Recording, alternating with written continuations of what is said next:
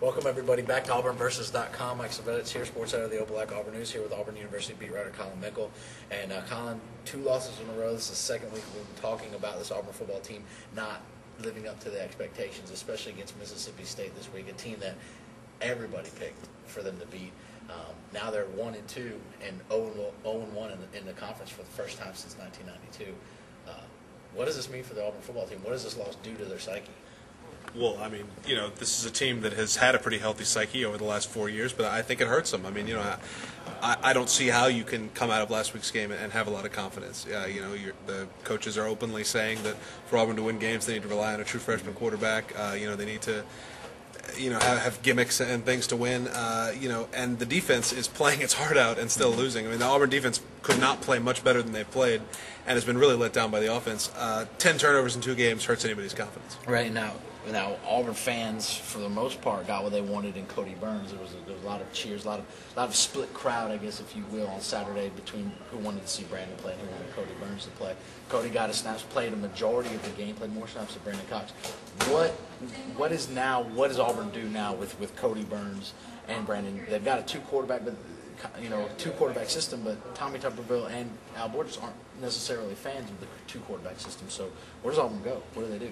Well, I mean, for now, they play 2 quarterbacks. I mean, I think they've made that pretty clear. Al said on Sunday that though he's not a fan of the 2-quarterback system, he's a much less of a fan of being terrible on offense. And, he thinks that playing both of those guys will help them. As far as it being a split crowd on Saturday, the boos made it sound like it was a pretty vehemently anti-Brandon Cox crowd. And, I think certainly a lot of people, involved with Auburn football are very disappointed in that. I think talking to Brandon on Sunday, it was pretty clear that really, hurt him. And the coaches and his teammates have been very vocal in their disappointment about the boos at Jordan-Hare Stadium. We've got to remember, Brandon Cox is the winningest active quarterback in the SEC right now with 20 wins. Averaging 11 wins a season, or 10 wins a season in his last 2 years as the starter. So quickly people forget, I guess, what Brandon Cox has done for this football team. But what does Cody Burns do for this football team now? He led them on 2 scoring drives and kept them in the football game. No question. I mean, he obviously adds a different element. It'll be interesting to see. New Mexico State, I think. I said this about Mississippi State, admittedly, but I don't think it's that much of a test. Athletically, especially with the wrinkle that Cody Burns provides, I think Auburn has a little bit too much on offense from New Mexico State's defense. But, Florida, it'll be interesting to see how much, a running quarterback will be able to do against Florida, a very fast, athletic defense. But certainly he gives them a little bit more unpredictability, good and bad. What does Auburn's offense have to do? We talked about the quarterbacks, but obviously people need to make plays. The blocking has to get better on the offensive line. Receivers and tight ends need to catch the ball. Auburn, Tommy Tuberville said today that they're just a couple plays away from being a good team, and he believes that they're going to be a good football team. Is that just because they're not making plays? And it starts with letting the guys in the different color jersey hold the ball when you're supposed to be on offense. Those guys who are on the defense aren't allowed to touch the ball. Not supposed to. They're really not. I mean, that's a bad thing. I'm not a coach, but that's a bad thing. Turnovers, again, are the number one thing. They also happen to rank last in the SEC in sacks allowed. That's not very good. The rush offense has struggled. I think it's about 70th in the nation. That's not very good. But turnover margin, Auburn is number 117 in the nation. They're -8 for the season. That's almost 3 turnovers a game. That's awful. That is by any, no one at Auburn does not think that is not very, very bad.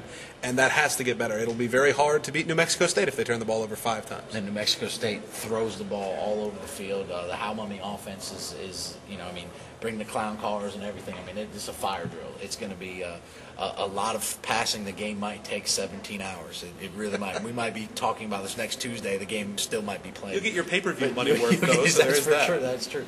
But with them throwing the ball and Auburn's defense not being able to create turnovers and playing a lot of plays against South Florida and then again against Mississippi State and being hurt, this defense right now is on the brink of disaster. It looks like they could take a really bad turn for the worse. I think anything's possible. Certainly they've been overworked. You look, I hate to be Mr. National Rankings, but right now Auburn's defense doesn't rank lower than 37th in any of the major defensive categories. That's pretty darn good, especially when you consider the bad situations they've been in, the bad field position and obviously the time of possession disadvantage that they've labored under. This is a good game for Auburn, at least insofar as so far they've been pretty good against the pass. They've had their miscues against the pass, but they're better right now against the pass than they are against the run. Mississippi State obviously exploited them with the run. I think it's tougher to attack this defense against the pass. And I would not have said that 2 months ago, when we were just starting two-a-days. But I think that's increasingly clear now. And chance for turnovers better against the pass, I guess, with, the more times you throw, the more times there's a chance to intercept it. Ladies and gentlemen, Woody Hayes. There are two things that happen when you have three things that happen. Yeah. Two of them are bad, actually. Well, sorry, Woody, we screwed that up. There's a couple of things. Woody, you'll forgive us. But I think with this defense now, the onus is put on Quentin Groves has come out and said this week that there's plays that he was trying to make, maybe trying to play too hard instead of just letting the game come to him. Defensively, though, with the injuries, can the subs and the backups come in and make enough plays to sustain them until the stars get healthy? The big question, obviously, is at linebacker. They're not getting the production from the linebackers other than Trey Blackman, who's been hurt. When Trey Blackman's hurt, they've got problems at linebacker. And right now, guys like Courtney Harden, Merrill Johnson obviously is not going to play this week or maybe next, but Courtney Harden and Craig Stevens have not done what they're supposed to do when they've been in there, and that's bad for Auburn's defense. Now, the linebackers will get a little bit of a break this week because you'll see more and more 5 and 6 defensive back packages. I think you'll see 4 defensive linemen and 5 or 6 defensive backs, which only leaves room for a couple linebackers, which is good. Right now, Auburn's defense is better the fewer linebackers that are on the field. Just because of the injuries and the guys that can't afford to have hurt, or the guys who are playing under. Okay, so now what does Auburn's offense have to do against New Mexico State? We mentioned that they got them out athleted. I just made that up. It's nice. They've got more athletes than New Mexico State. But what as this team, is this a confidence building game? Is this a game where they, we talked about last week Mississippi State being a confidence building game, and it wasn't. Maybe for Cody Burns and some of the other things that they're trying to do for later in the season, but this game they've got to score points, they've got to win, and they've got to win convincing. The bad thing about confidence building games is it really hurts your confidence when you lose those games. I don't think you need to do anything particularly special on offense against New Mexico State. Now, I haven't broken them down on film, but I think Auburn just needs to play its game and take care of the ball, and they won't have really too much of a problem with New Mexico State. Obviously, they need to get better, though, in every phase of the game. The running game has to improve, the passing game has to improve, the blocking in both sides of the game has to improve, and Brandon Cox has to turn the ball over less. Cody Burns has to learn more of the playbook.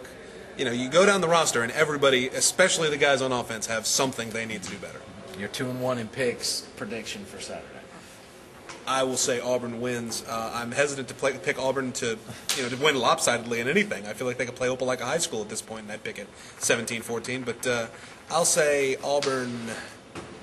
I will say Auburn 20, New Mexico State 10. 20-10. Since gambling is illegal in this country, I will point out that it's a 17-point line. So they don't cover the spread? That is my belief. Okay. I think a little bit different. I think Auburn opens it up this week 30-17. 30 points. So call your bookie now. Book it.